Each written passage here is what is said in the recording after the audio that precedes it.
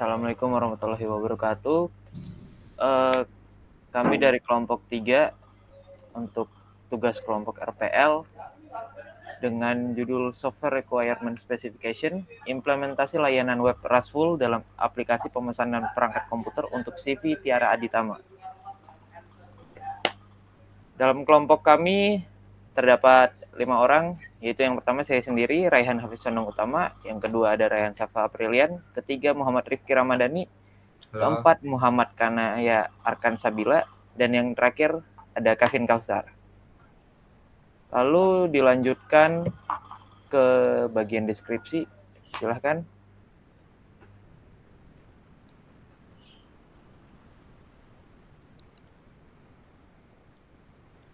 Ya, jadi yang pertama ada deskripsi proyek.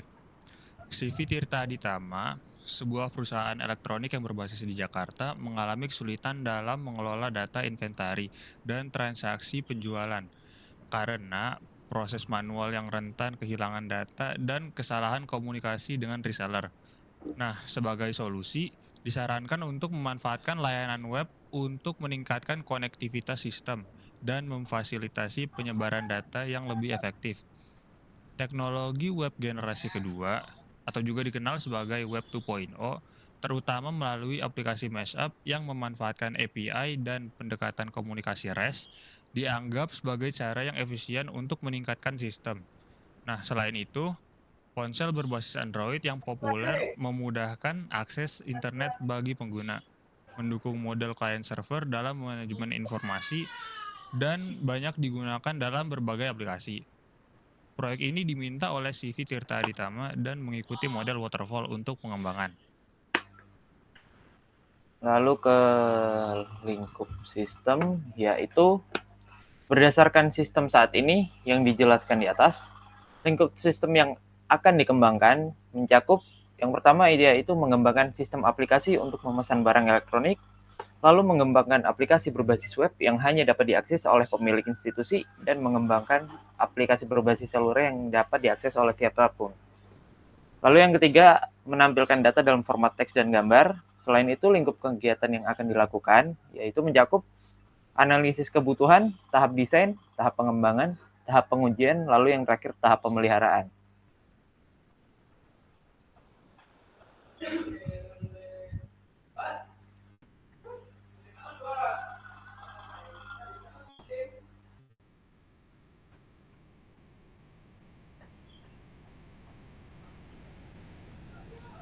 Yang ketiga, ada masalah.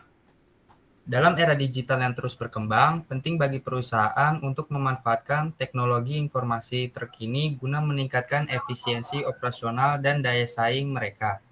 CV Tiara Aditama sebagai perusahaan yang bergerak dalam industri penjualan barang elektronik menyadari pentingnya memperbarui sistem mereka untuk mengatasi tantangan yang dihadapi dalam mengelola data inventaris dan transaksi penjualan. Sistem yang saat ini digunakan oleh CV Tiara Aditama masih bergantung pada proses manual yang rentan terhadap kesalahan dan kehilangan data.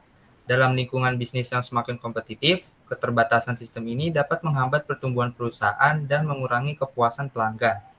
Melalui proyek ini, CV Tiara Aditama bermaksud untuk memperkenalkan teknologi terkini dalam bentuk layanan web RESTful yang diharapkan dapat membawa perubahan signifikan dalam efisiensi operasional mereka. Dengan mengadopsi pendekatan Web 2.0 dan memanfaatkan fitur-fitur seperti aplikasi Mashup dan API, perusahaan bertujuan untuk meningkatkan konektivitas antar sistem, mempercepat proses komunikasi dengan pihak reseller, serta memberikan akses yang lebih mudah dan luas bagi pengguna melalui aplikasi berbasis web dan seluler. Dengan memperhatikan tantangan yang dihadapi dan potensi manfaat yang dapat diperoleh melalui perubahan ini, proyek implementasi layanan web RESTful ini diinisiasi untuk meningkatkan efisiensi operasional dan keunggulan kompetisi CV Tiara Aditama dalam pasar yang semakin digital dan dinamis. Dokumen ini spesifikasi persyaratan perangkat lunak SRS bertujuan untuk merinci langkah-langkah yang akan diambil dalam proyek ini dan menetapkan persyaratan yang harus dipenuhi oleh sistem yang akan dikembangkan.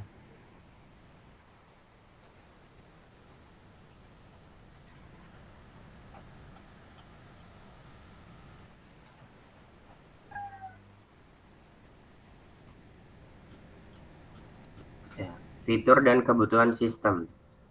Sistem fungsional. 1. Autentikasi pengguna. Sistem harus memungkinkan pengguna untuk membuat akun, masuk, dan keluar secara aman. 2. Penempatan pesanan. Pengguna harus dapat menelusuri katalog produk, menambahkan produk ke keranjang belanja, dan menyelesaikan pembayaran.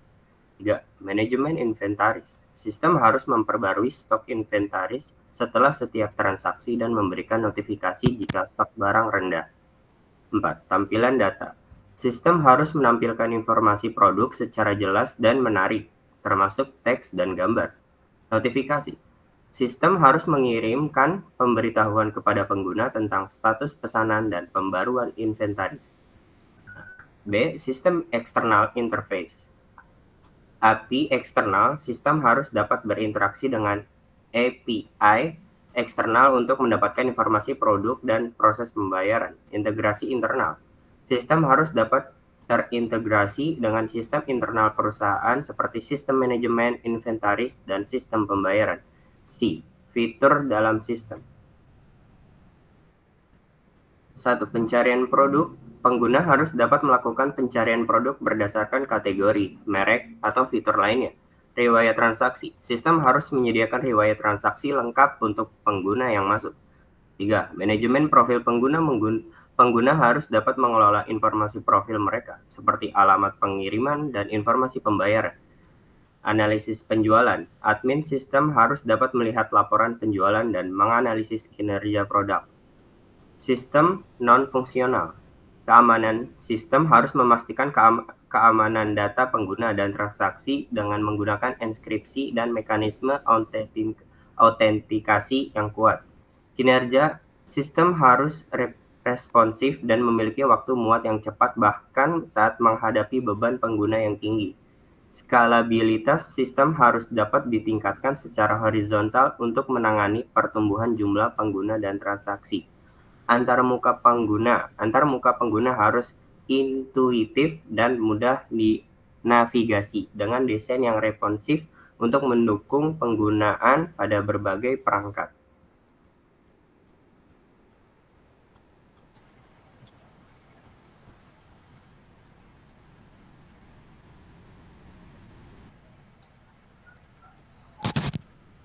Selanjutnya kita lanjut ke diagram. Yang pertama ada activity diagram. Yang pertama, user melakukan registrasi lalu masuk ke tahap validate. Di validate ini akan ada proses validasi. Kalau username-nya sudah digunakan, akan balik ke proses registrasi. Jika username belum digunakan, akan melanjutkan proses ke create profile atau membuat sebuah profil.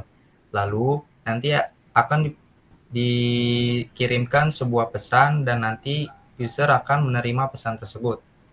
Yang kedua, ada notification. Yang pertama, send notification untuk mengirim pesan lalu menerima sebuah pesan. Di sini akan ada sebuah pilihan, yaitu kalau tidak diterima akan meng-cancel order lalu mengganti state-nya mengganti menjadi before by state. Yang ketiga, ada return payment atau mengembalikan pembayaran. Lalu dikirimkan sebuah notifikasi dan diterima notifikasinya. Di bagian yang satunya lagi, ada prepare package atau menyediakan sebuah package-nya, lalu mengirimkan ke kurir. Lalu akan dikirimkan sebuah notifikasi dan notifikasi itu akan diterima. Yang ketiga, user melakukan login lalu divalidasi. Jika tidak divalidasi, akan kembali ke proses login. Jika sudah tervalidasi, akan lanjut ke proses get info. Setelah get info, lanjut lagi ke proses receive info. Di sini terdapat dua pilihan. Kalau memilih yang salah satunya yaitu not buy atau tidak beli, akan lanjut ke proses berikutnya yaitu ke proses logout. Di proses satunya lagi, jika user melakukan pilihan membeli, akan lanjut ke proses pembayaran atau payment, lalu sistem akan melanjutkan ke receive payment. Di sini ada 2 cabang. Yang pertama, sistem akan mereduce total dari stok yang tersedia, lalu membuat sebuah receipt, dan receipt itu akan diterima, lalu user melakukan logout. Di salah satu cabang lagi, sistem akan mengirimkan notifikasi, lalu akan menerima notifikasi.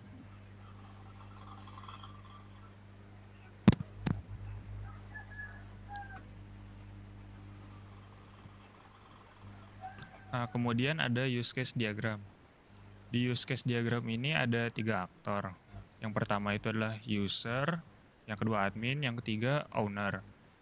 Nah, user ini bisa melakukan login dan register, bisa mencari produk, menaruh pesanan, mendapatkan notifikasi, dan memanage profilnya. Kemudian admin ini bisa login dan register juga. Kemudian dia bisa memanage semua orderan yang ada. Dia juga bisa melihat jumlah stok yang ada dan memanagenya. Kemudian admin juga bisa mendapatkan notifikasi. Nah, terus owner itu bisa login dan register, bisa memanage semua orderan yang ada, bisa melihat jumlah stok yang ada di inventory, mendapatkan notifikasi, dan juga melihat sales analytic. Kemudian ada use case specification. Yang pertama ini skenario user authentication. Aktornya ada user, admin, dan owner. Prekondisinya adalah aktor harus memiliki kredensial yang valid dan koneksi internet. Triggernya ini ketika aktor ingin login ke dalam website. Nah, urutan flow-nya itu adalah aktor memasukkan nama pengguna dan sandi, terus sistem memverifikasi kredensial, dan yang terakhir sistem memberikan akses berdasarkan peran pengguna. Post kondisinya adalah aktor diberikan akses atau dialihkan jika terjadi kegagalan autentikasi. Kemudian ada skenario browse produk. Aktornya ini adalah user, prekondisinya adalah user telah login dan memiliki akses untuk katalog produk. Triggernya ini adalah user navigasi ke bagian katalog produk. Main flow-nya ini yang pertama, user menelusuri kategori atau melakukan pencarian produk. Kemudian sistem menampilkan produk dengan detail. Lalu user melihat detail produk seperti ketersediaan stok. Post kondisinya adalah user memiliki akses ke informasi produk secara detail. Skenario selanjutnya adalah place order. Aktornya adalah user. Prekondisinya adalah user telah memilih produk dan mendapatkannya ke keranjang. Triggernya ini, user mulai proses checkout dari keranjang. Nah, urutan flow-nya, user meninjau keranjang. Kemudian sistem menghitung total belanjaan. User memasukkan info pembayaran. Sistem memproses pembayaran. Dan yang terakhir, sistem mengkonfirmasi pesanan. Post condition-nya adalah user menyelesaikan pembayaran dan pesanan dicatat dalam sistem. Selanjutnya ada skenario order management. Aktornya ini ada admin dan owner. Precondition-nya, aktor telah login dan memiliki akses manajemen. Triggernya adalah aktor mengakses bagian manajemen pesanan. Main flow-nya yang pertama, aktor melihat semua pesanan. Aktor memilih pesanan untuk memperbaharui status atau membatalkannya. Yang terakhir, sistem memperbarui status pesanan untuk dapat dilihat oleh user. Post condition-nya, status pesanan diperbarui untuk pelacakan atau dibatalkan. Selanjutnya, skenario inventory management. Aktornya adalah admin. Prekondisinya adalah admin telah login dan mengakses manajemen inventory. Main flow-nya adalah admin mengecek inventory atau mendapatkan notifikasi stok rendah. Kemudian admin memperbarui stok sesuai kebutuhan. Dan yang terakhir, sistem mencatat perubahan dan memperbarui ketersediaan. Post condition-nya tingkat inventory diperbarui. Selanjutnya ada notifikasi. Aktornya user dan admin. Prekondisinya, aktor harus memiliki akun untuk menerima notifikasi. Triggernya adalah sistem mendeteksi pembaruan pesanan atau tingkat stok rendah. Main flow-nya terjadi pembaruan pesanan atau stok. Sistem menghasilkan notifikasi, kemudian aktor menerima notifikasi. Post condition-nya adalah notifikasi dikirim ke masing-masing aktor. Kemudian skenario sales analytic. Aktornya adalah owner. Prekondisinya owner login dengan akses data penjualan. Triggernya itu owner membuka bagian analisis. Main flow-nya, owner mengakses analitik penjualan, kemudian sistem menampilkan laporan penjualan, lalu owner meninjau laporan penjualan. Post kondisinya, owner mendapatkan data tentang penjualan.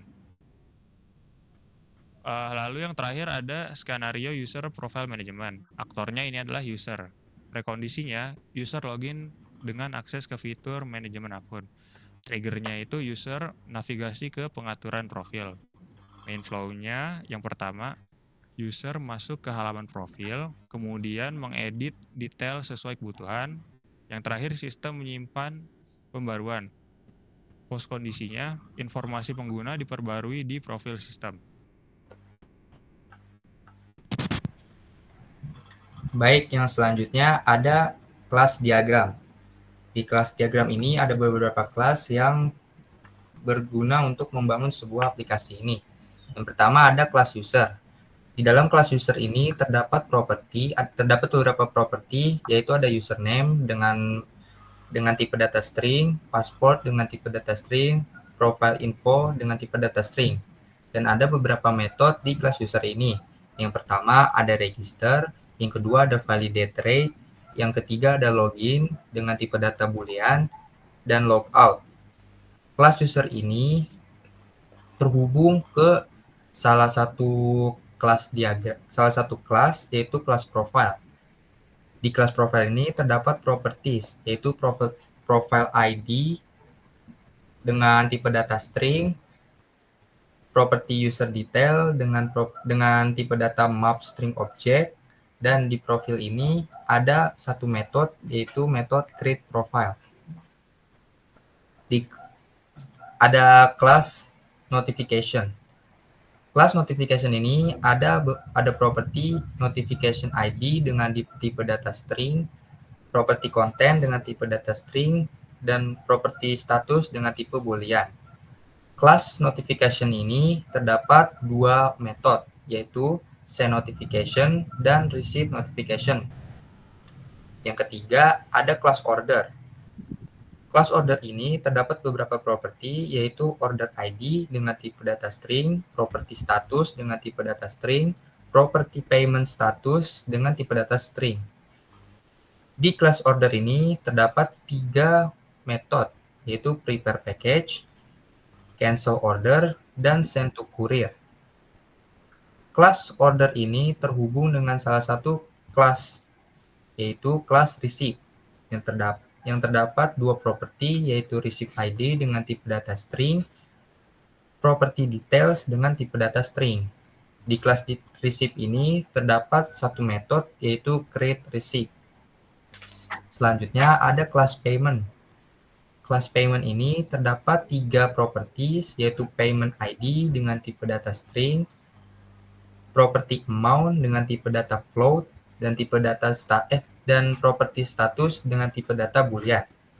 Di kelas payment ini terdapat 3 metode, yaitu process payment, return payment, dan receive payment. Yang terakhir ada kelas stock.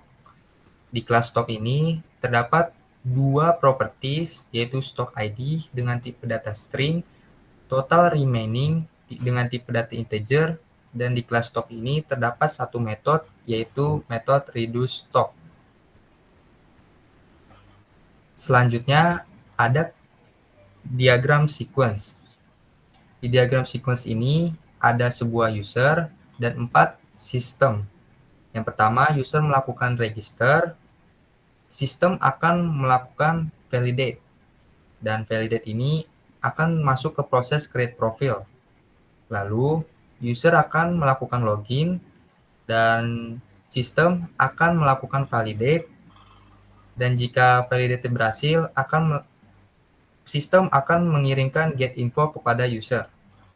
Lalu, jika user melakukan payment, sistem akan mengirimkan proses payment ke payment service.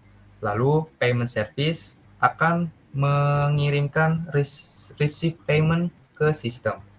Lalu, sistem akan mengirimkan send notification ke sistem notification service. Lalu, sistem notification service akan mengirimkan notifikasi ke user. Yang terakhir, ada send to courier. Sistem akan mengirimkan send to courier ke order service. Lalu, order service akan mengirimkan notifikasi ke notification service. Lalu, notification service akan mengirimkan notifikasi ke user. Lalu, sistem akan membuatkan receive dan sistem akan mengirimkan receive ke user. Selanjutnya, ada state chart diagram. Di state chart diagram ada beberapa state chart. Yang pertama ada register. Register akan melakukan proses idle atau melakukan start system.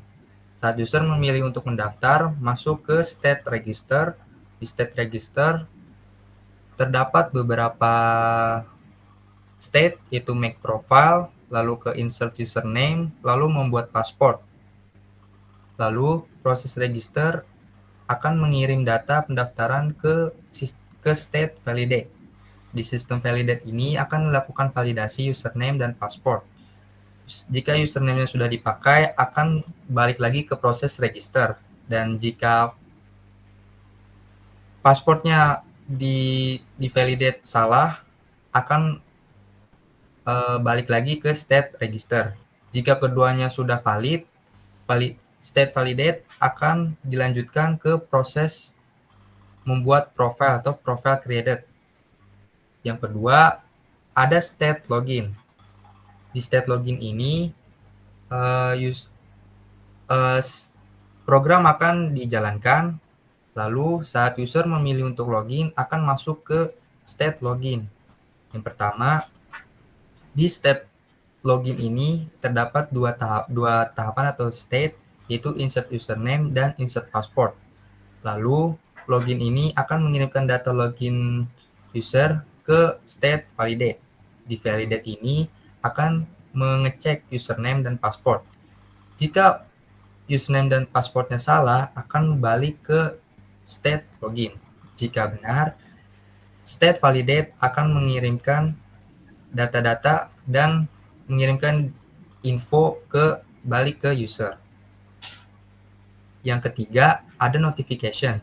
Di notification ini akan dimulainya sebuah proses ketika status tertentu berubah, misalnya paket dikirim, akan mengirimkan notification send. Lalu notification send akan mengirimkan ke user, lalu notification akan di-receive atau diterima. Yang keempat, ada order. State atau proses akan dimulai, lalu proses akan menuju ke prepare package, lalu prepare package akan mengirimkan ke send courier. Nah, setelah proses send courier akan mengirimkan ke state notification, yaitu di dalam state notification terdapat notification send, lalu notification receive, lalu program selesai. Yang kelima, ada cancel order. Program akan dijalankan, lalu memutuskan untuk cancel order. Setelah cancel order, akan lanjut ke state change into before by state. Lalu akan masuk ke state return payment, lalu akan masuk ke state notification send, dan lalu ke notification receive. Lalu selesai. Proses selesai. Yang terakhir, ada state payment. Di sini sistem dijalankan, lalu akan masuk ke login state login. Di state login ini terdapat state login, yaitu memasukkan username dan password, Lalu state login ini akan lanjut ke state validate. Di validate ini akan mengecek apakah username dan password benar atau salah. Kalau username dan password salah, akan balik ke state login. Dan jika username dan password benar, akan lanjut ke state get info. Lalu setelah selesai di state login, akan melanjutkan ke state receive info. Di receive info ini akan terjadi 2 cabang, yaitu yang pertama akan langsung ke logout, yaitu dan proses selesai. Yang kedua ada proses payment, lalu lanjut ke state payment. Lalu lanjut ke receive payment. Terdapat 2 cabang. Yang pertama, reduce the total of remain stock. Yang selanjutnya masuk ke state create receive, lalu lanjut ke receive. Setelah itu lanjut ke proses logout. Setelah ke proses logout, sistem selesai.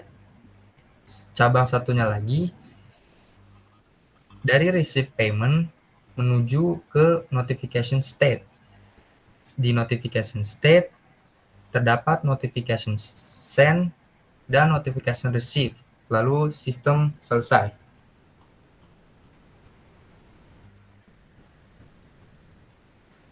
Ya, untuk deployment diagramnya di sini ada gambarnya. Deployment diagram untuk implementasi layanan web RESTful API dalam aplikasi pemesanan perangkat komputer untuk CV Tiara Aditama. Di sini dari device kliennya bisa memilih dan membaca ada produk apa aja melalui server dari admin, dari pemiliknya. Lalu pemesanan itu dilakukan melalui device sang klien, lalu nanti data-datanya itu pemesanannya secara online dikirim ke database server punyanya sistem ke milik perusahaan. Lalu dari database sistem sudah dapat data-datanya, lalu mengirim balik ke klien untuk diberitahukan notifikasinya. Mungkin segitu dari kelompok kami, kelompok 3. Terima kasih. Wassalamualaikum warahmatullahi wabarakatuh.